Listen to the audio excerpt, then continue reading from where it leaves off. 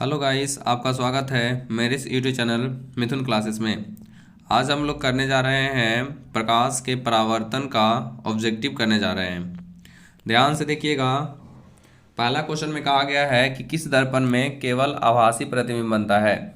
किस दर्पण में केवल आभासी प्रतिबिंब बनता है। तो वो दर्पण जो है आभासी प्रतिबिंब, आभासी कहने का मतलब है कि काल्पनिक, आभासी कहने का मतलब है क्या चीज, काल्पनिक। आभासी कहने का मतलब है काल्पनिक, क्या चीज, काल्पनिक। तो काल्पनिक जो प्रतिबिंब बनता है वो बनता है समतल दर्पण और उत्तल दर्पण में। किसमें? समतल दर्पण और उत्तल दर्पण में बनता है। दूसरा क्वेश्चन में कहा गया है कि समतल दर्पण में प्रतिबिंब की प्रकृति क्या होती है। समतल दर्पण में प्रतिबिंब की प्रकृति क्या होती है। तो समतल दर्पण में जो प्रतिबिंब बनता है वो बनता है आभासी तथा बराबर। आभासी मतलब काल्पनिक तथा क्या होता है, बराबर। काल्पनिक तथा क्या होता है, बराबर होता है। तीसरा क्वेश्चन में कहा गया है कि गोलीय दर्पण की जो फोकस दूरी होता है वक्रता त्रिज्या की क्या होती है। गोलीय दर्पण की फोकस दूरी वक्रता त्रिज्या की क्या होती है। तो फोकस दूरी को हम लोग लिखते हैं एफ से, और एफ जो होता है r/2 होता है, अर्थात फोकस जो दूरी होता है वक्रता त्रिज्या की आधी होती है। फोकस दूरी वक्रता त्रिज्या की आधी होती है। तो ऑप्शन नंबर हो जाएगा ए। ऑप्शन नंबर क्या हो जाएगा, ए हो जाएगा। अगला क्वेश्चन में है कि प्रकाश तरंग उदाहरण है। प्रकाश तरंग उदाहरण है। तो प्रकाश एक प्रकार का कैसा तरंग है, विद्युत चुंबकीय तरंग है। कैसा तरंग है, विद्युत चुंबकीय तरंग है। क्वेश्चन नंबर 5 में कहा गया है कि दर्पण सूत्र है। दर्पण सूत्र है, इनमें से कौन जो है दर्पण सूत्र है। तो दर्पण सूत्र का जो फॉर्मूला होता है 1/f बराबर 1/f बराबर जो होता है 1/v plus 1/u, 1/v plus 1/u होता है। तो देखिए इनमें से कौन ऑप्शन हो जाएगा। तो ऑप्शन नंबर इनमें से हो जाएगा डी। ऑप्शन नंबर क्या हो जाएगा, डी हो जाएगा। अगला क्वेश्चन में कहा गया है कि गोलीय दर्पण में फोकसांतर, फोकसांतर को हम लोग कहते हैं फोकस दूरी। फोकस दूरी को लिखते हैं किससे, एफ से। तो गोलीय दर्पण की जो फोकसांतर है, फोकस दूरी जो है वक्रता त्रिज्या के बीच संबंध क्या होगा। तो फोकस जो दूरी होता है वक्रता त्रिज्या की क्या होती है, आधी। वक्रता त्रिज्या की क्या होती है, आधी होती है। तो ऑप्शन नंबर इनमें से क्या हो जाएगा, वक्रता त्रिज्या की आधी होती है। ऑप्शन नंबर हो जाएगा सी। क्या हो जाएगा, ऑप्शन नंबर हो जाएगा सी हो जाएगा। ऑप्शन नंबर क्या हो जाएगा, सी होगा। अगला क्वेश्चन में कहा गया है कि एक गोलीय दर्पण द्वारा बने प्रतिबिंब का आवर्धन अगर ऋणात्मक हो। आवर्धन, आवर्धन को हम लोग लिखते हैं एम से, और एम का जो मान है वह कैसा है, ऋणात्मक है। तो गोलीय दर्पण में बनने वाले प्रतिबिंब का जो आवर्धन है वो ऋणात्मक है। ऋणात्मक अगर प्रतिबिंब बनता है तो वो कैसा होता है, वास्तविक होता है और साथ ही साथ उल्टा होता है। कैसा होता है, वास्तविक होता है और उल्टा होता है। तो ऑप्शन नंबर क्या हो जाएगा, ए हो जाएगा। लेकिन अगर अगर धनात्मक होता, अगर एम का मान क्या आता, अगर एम का मान धनात्मक आता तो वो काल्पनिक होता और कैसा होता, सीधा होता। काल्पनिक होता और कैसा होता, सीधा होता। एक क्वेश्चन और आता है यहाँ से कि बताइए कि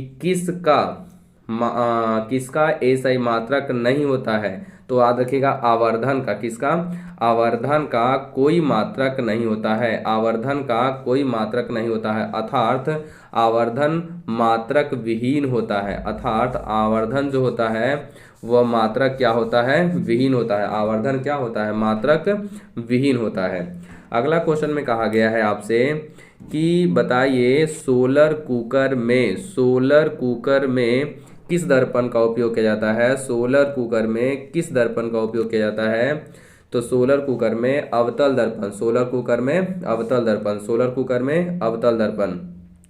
अगर क्वेश्चन में आ जाए हेडलाइट, हेडलाइट में कौन दर्पण है, हेडलाइट, हेडलाइट। तो हेडलाइट में भी कौन दर्पण, अवतल दर्पण। हेडलाइट में भी कौन दर्पण, अवतल दर्पण। हेडलाइट में कौन दर्पण, अवतल दर्पण। अगर क्वेश्चन में आ जाए सर्च लाइट, कौन लाइट, सर्च लाइट। तो सर्च लाइट में भी कौन दर्पण, अवतल दर्पण। सर्च लाइट में भी कौन दर्पण, अवतल दर्पण। अगर क्वेश्चन में आ जाए रोगियों के कान, नाक, गला इत्यादि चेक करने में कौन दर्पण का उपयोग किया जाता है, तो उसमें भी उपयोग किया जाता है अवतल दर्पण का। रोगियों के आंख, नाक, गला चेक करने में कौन दर्पण, अवतल दर्पण।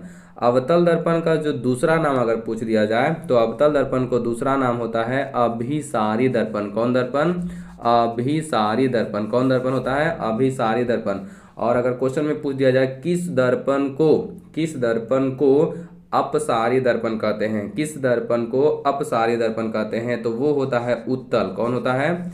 उत्तल दर्पण को हम लोग कहते हैं अपसारी। उत्तल दर्पण को क्या कहते हैं? उत्तल दर्पण को कहते हैं अपसारी। उत्तल दर्पण को क्या कहते हैं? अपसारी। उत्तल दर्पण को हम लोग क्या कहते हैं? अपसारी दर्पण कहते हैं। उत्तल दर्पण को क्या कहते हैं? अपसारी। उत्तल दर्पण को क्या कहते हैं? अपसारी कहते हैं। अगला क्वेश्चन है, क्वेश्चन नंबर 9 में देखिए क्या कहता है। मोटर चालक के सामने दर्पण लगा होता है, अर्थात मोटर चालक के बगल में, जो ड्राइवर के जो बगल में जो लगा होता है ना पीछे देखने के लिए, वही कहा गया है कि साइड मिरर में कौन दर्पण का उपयोग जाता है? तो साइड मिरर में उत्तल दर्पण। साइड मिरर में उत्तल दर्पण। और साइड मिरर को हिंदी में कहते हैं पृष्ठदर्शी। पृष्ठदर्शी। पृष्ठदर्शी का मतलब होता है पीछे देखने के लिए किसका उपयोग जाता है? तो उत्तल दर्पण का। किसका उपयोग जाता है? उत्तल दर्पण का। अगला क्वेश्चन है, सर्च लाइट का परावर्तक सतह होता है। सर्च लाइट का परावर्तक सतह कैसा होता है? अवतल होता है। कैसा होता है? अवतल होता है। प्रकाश की किरणें गमन करती है। प्रकाश की किरणें कैसी गमन करती है? सीधी रेखा में। कैसी गमन करती है? सीधी रेखा में। प्रकाश की किरणें गमन करती है सीधी रेखा में। कैसी गमन करती है? सीधी रेखा में गमन करती है। सीधी रेखा में गमन करती है। अगला क्वेश्चन है, प्रकाश के परावर्तन के कितने नियम है? Option number A 1, option number B 2, option number C 3, option number D 4। तो प्रकाश के परावर्तन के 2 नियम होते हैं। प्रकाश के परावर्तन के कितने नियम होते हैं? 2 नियम होते हैं। अगला क्वेश्चन में कहा गया है कि किस दर्पण में बड़ा प्रतिबिंब बनता है? तो अवतल दर्पण में बड़ा प्रतिबिंब बनता है। और किस दर्पण में अगर क्वेश्चन में पूछ दिया जाए कि बराबर प्रतिबिंब बनता है, तो बराबर प्रतिबिंब बनाता है समतल। समतल दर्पण जो होता है, केवल ही समतल दर्पण जो है वह केवल बराबर प्रतिबिंब का निर्माण करता है। अगला क्वेश्चन में कहा गया, समतल द्वारा बना प्रतिबिंब कैसा होता है? तो समतल दर्पण के द्वारा बनने वाला जो प्रतिबिंब होता है वह कैसा होता है? काल्पनिक। कैसा होता है? काल्पनिक। कैसा होता है? काल्पनिक। समतल दर्पण द्वारा बना जो प्रतिबिंब होता है वह कैसा होता है? काल्पनिक होता है। कैसा होता है? काल्पनिक होता है। अगला क्वेश्चन में कहा गया, दाढ़ी बनाने में कौन सा दर्पण का प्रयोग किया जाता है? दाढ़ी बनाने में कौन दर्पण? तो दाढ़ी बनाने में प्रयोग किया जाता है अवतल दर्पण। दाढ़ी बनाने में कौन दर्पण? अवतल। दाढ़ी बनाने को हम लोग हजामत भी कहते हैं। तो अगर क्वेश्चन में कह दे हजामत बनाने में कौन दर्पण का उपयोग किया जाता है, तो हजामत बनाने में भी अवतल दर्पण का उपयोग किया जाता है। अगला क्वेश्चन में है, प्रकाश के परावर्तन के नियम से क्या संबंधित है? तो प्रकाश के परावर्तन के नियम से हम लोग जानते हैं दूसरा नियम कि आपतन कोण परावर्तन कोण के बराबर होता है। अर्थात ऑप्शन नंबर क्या हो जाएगा? तो ऑप्शन नंबर हो जाएगा ए। ऑप्शन नंबर क्या हो जाएगा? ए हो जाएगा। ऑप्शन नंबर क्या हो जाएगा? ए हो जाएगा। ऑप्शन नंबर क्या हो जाएगा? ए हो जाएगा। अगला क्वेश्चन है, 17वां नंबर कहता है कि दंत विशेषज्ञ किस दर्पण का उपयोग मरीजों के दांतों को बड़ा प्रतिबिंब देखने में करते हैं?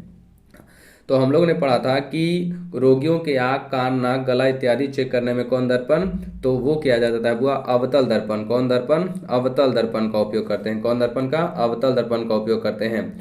अगला क्वेश्चन में कहा गया है कि गोलीय दर्पण के परावर्तन पृष्ठ की वृत्ताकार सीमा रेखा क्या कहलाता है? तो वह कहलाता है दर्पण का द्वारक। क्या कहलाता है? दर्पण का द्वारक कहलाता है। क्या कहलाता है? दर्पण का द्वारक कहलाता है। अगला क्वेश्चन है, एक उत्तल दर्पण में बना प्रतिबिंब हमेशा कैसा होता है? तो उत्तल दर्पण में जो बनने वाला प्रतिबिंब होता है वो होता है काल्पनिक। कैसा होता है? काल्पनिक होता है। और साथ ही साथ वो छोटा होता है। कैसा होता है? उत्तल दर्पण में बनने वाला प्रतिबिंब कैसा होता है? काल्पनिक और छोटा। और छोटा को हाश्रित कहते हैं। छोटा को क्या कहते हैं? हाश्रित। छोटा को क्या कहते हैं? हाश्रित। छोटा को क्या कहते हैं? हाश्रित। तो ऑप्शन नंबर निम्न हो जाएगा, ऑप्शन नंबर बी हो जाएगा, काल्पनिक और कैसा? हाश्रित। काल्पनिक और कैसा? हाश्रित। अगला क्वेश्चन में नंबर जो 20 है वह 20 में कहा गया है कि वैसे पदार्थ का नाम बताइए जिनसे होकर प्रकाश आसानी से पार कर जाता है, तो उसे क्या कहते हैं? तो जिनसे प्रकाश की किरण आसानी से पार कर जाता है उसे पारदर्शी पदार्थ कहते हैं। क्या कहते हैं? पारदर्शी पदार्थ कहते हैं। अगर इसका एग्जाम्पल पूछ दिया जाए, उदाहरण, तो याद रखिएगा प्रिज्म। क्या चीज़ याद रखिएगा? प्रिज्म जो होता है वह पारदर्शी होता है। कांच जो होता है, कांच वो भी कैसा होता है? पारदर्शी होता है। लेंस जो होता है, लेंस जो होता है वो भी कैसा होता है? पारदर्शी होता है। अगर साफ जल कह दिया जाए तो साफ जो जल होता है वो भी कैसा होता है? पारदर्शी होता है। तो ये सब जो है ना पारदर्शी पदार्थ है, जिससे प्रकाश की किरणें पूरा क्या कर जाती है? पार कर जाती है, उसे हम लोग पारदर्शी पदार्थ कहते हैं। चलिए अगला नंबर क्वेश्चन देखते हैं। क्वेश्चन नंबर 21 में कहा गया है, हमारी आंखें जो देख सकती है वे वस्तु क्या होता है? तो वे वस्तु जो होता है उसको हम लोग कहते हैं दीप्त या प्रदीप्त कहते हैं। उसे क्या कहते हैं? दीप्त कहते हैं, या उसे हम लोग क्या कहते हैं? प्रदीप्त कहते हैं। क्वेश्चन नंबर 22 में कहता है यदि किसी बीम, बीम का मतलब होता है वस्तु, तो यदि किसी बीम का प्रतिबिंब का आवर्धन अगर ऋणात्मक हो, ऋणात्मक कहने का मतलब है एम का जो मान हो वो ऋणात्मक हो जाए, ऋणात्मक। तो अगर एम का मान, आवर्धन का मान ऋणात्मक होता है तो जो प्रतिबिंब होता है वह वास्तविक होता है और साथ ही साथ उल्टा होता है। तो ऑप्शन नंबर क्या हो जाएगा? ऑप्शन नंबर हो जाएगा ए। ऑप्शन नंबर क्या हो जाएगा? ए। लेकिन अगर प्रतिबिंब का मान मतलब एम का मान, अगर एम का मान धनात्मक हो जाए, एम का मान क्या हो जाए? धनात्मक, तो प्रतिबिंब जो होता है वो प्रतिबिंब जो हो जाएगा वो सीधा हो जाएगा और साथ ही साथ काल्पनिक हो जाएगा। कैसा हो जाएगा? काल्पनिक हो जाएगा। प्रतिबिंब जो हो जाएगा वह सीधा हो जाएगा, साथ ही साथ कैसा हो जाएगा? काल्पनिक हो जाएगा। अगला क्वेश्चन में कहता है कि किसी दर्पण के सामने, किसी दर्पण के सामने आप चाहे जितनी दूरी पर खड़े हो जाओ आपका प्रतिबिंब सीधा बनता है, वो कौन सा दर्पण होता है? तो सीधा बनने वाला जो प्रतिबिंब होता है वो होता है समतल, और वो होता है क्या चीज? उत्तल। समतल होता है और क्या होता है? उत्तल होता है। अगला क्वेश्चन में कहा गया है कि किसी वस्तु का अवतल, किसी वस्तु का अवतल दर्पण द्वारा बना प्रतिबिंब आभासी, आभासी का मतलब होता है काल्पनिक, सीधा तथा वस्तु से बड़ा वस्तु से बड़ा पाया गया तो वस्तु की स्थिति कहाँ होनी चाहिए? मतलब वह जो है किस दर्पण के द्वारा, सॉरी, अवतल दर्पण द्वारा बना प्रतिबिंब आभासी का मतलब काल्पनिक पाया गया, सीधा और साथ ही साथ वस्तु से बड़ा पाया गया, तो बताइए वस्तु की स्थिति कहाँ होती है?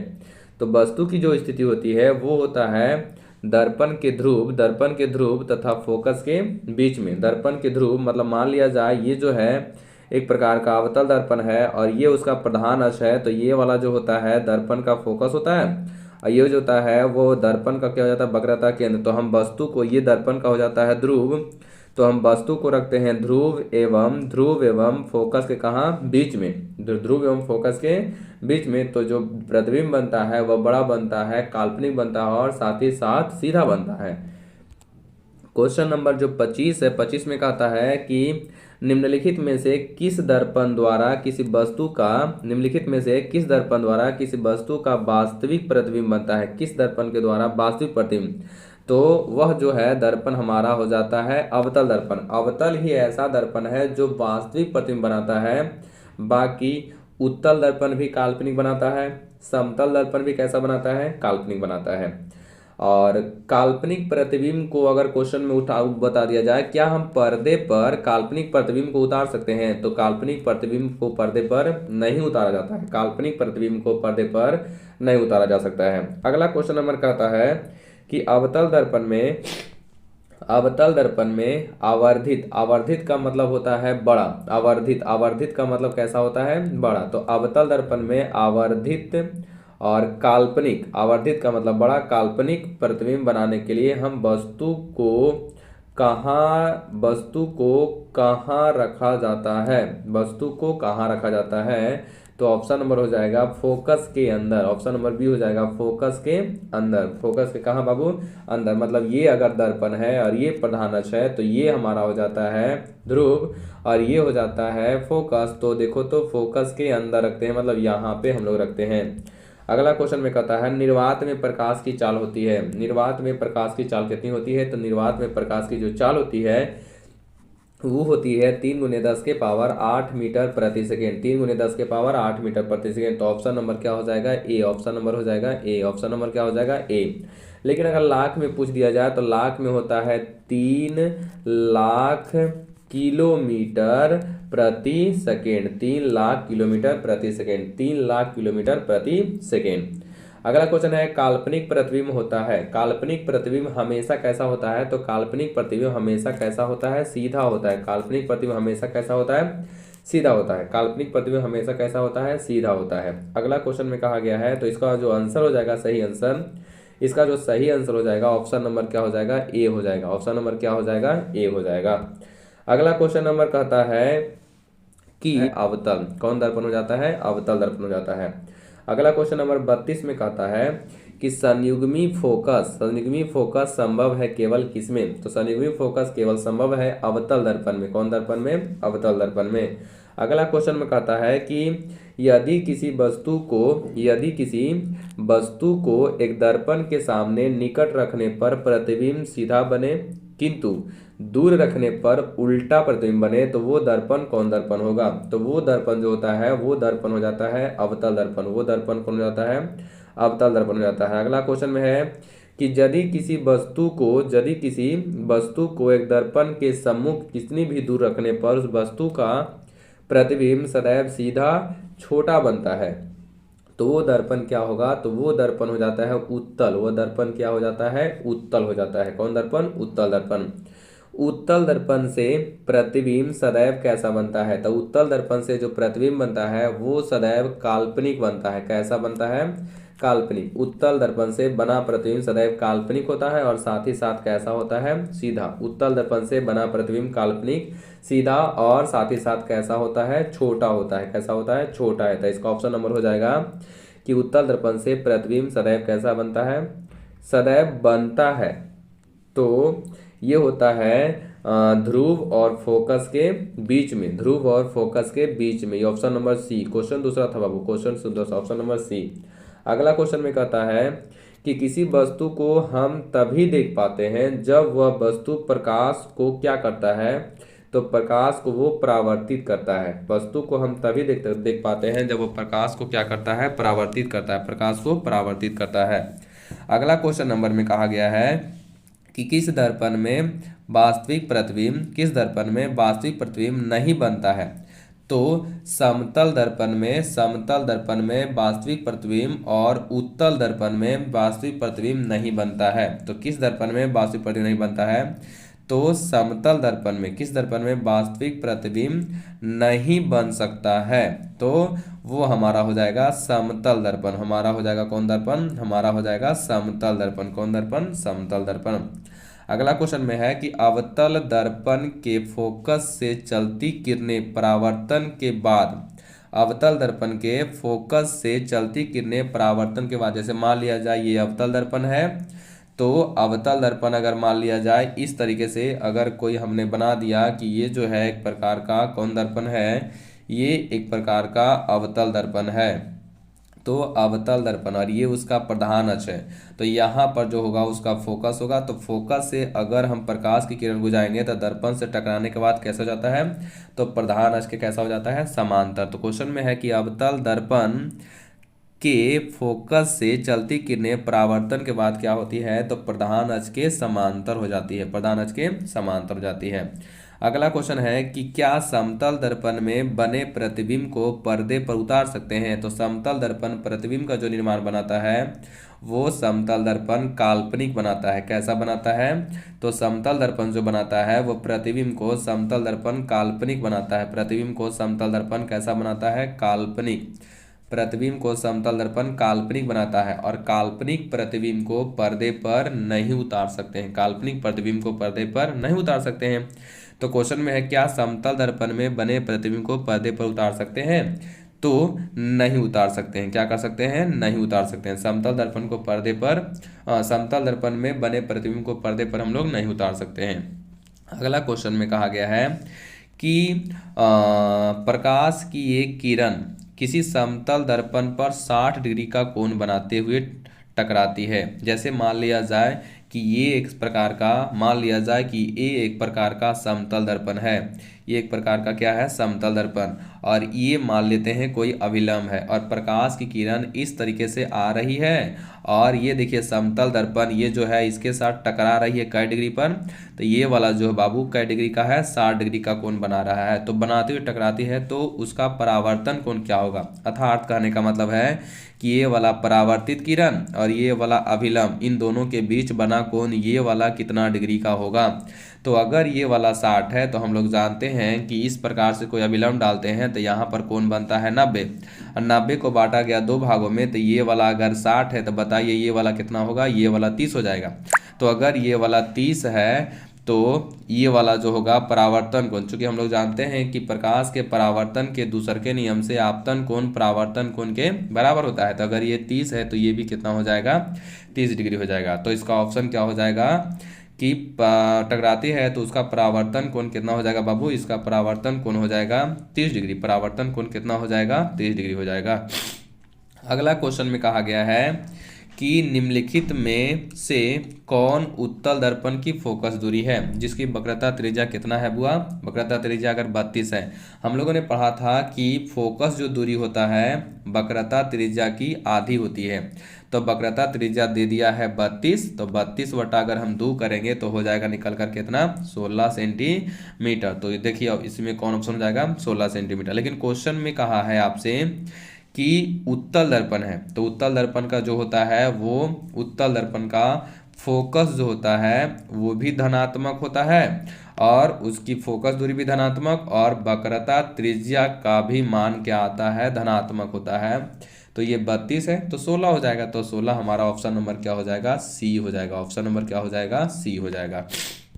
अगला क्वेश्चन में कहा गया है लेकिन अगर यही क्वेश्चन अवतल दर्पण की रहता, अवतल दर्पण का, तो अवतल दर्पण जो होता है बाबू, अवतल दर्पण का फोकस देखिए इधर होता है, अवतल दर्पण का वक्रता केंद्र इधर होता है और ये हमारा हो जाएगा ध्रुव। तो अगर क्वेश्चन में आता था कि अवतल दर्पण की फोकस दूरी क्या होगा, वक्रता त्रिज्या 32 है, तो वक्रता त्रिज्या अवतल दर्पण में हो जाती माइनस में 32। तो अगर हम बात करते हैं एफ बराबर, तो एफ बराबर कैपिटल आर बटा कितना होता 2 और कैपिटल आर का मान माइनस में 16 इसलिए बटा 2, तो इज इक्वल टू हो जाता माइनस में 32, तो इसका मान हो जाता 32 बटा 2 का मतलब माइनस में हो जाता 16 सेंटीमीटर। हेलो गाइस, अगर आप लोगों को ये वीडियो बेहतर लगी हो तो दोस्तों के पास शेयर करें ज़्यादा से ज़्यादा।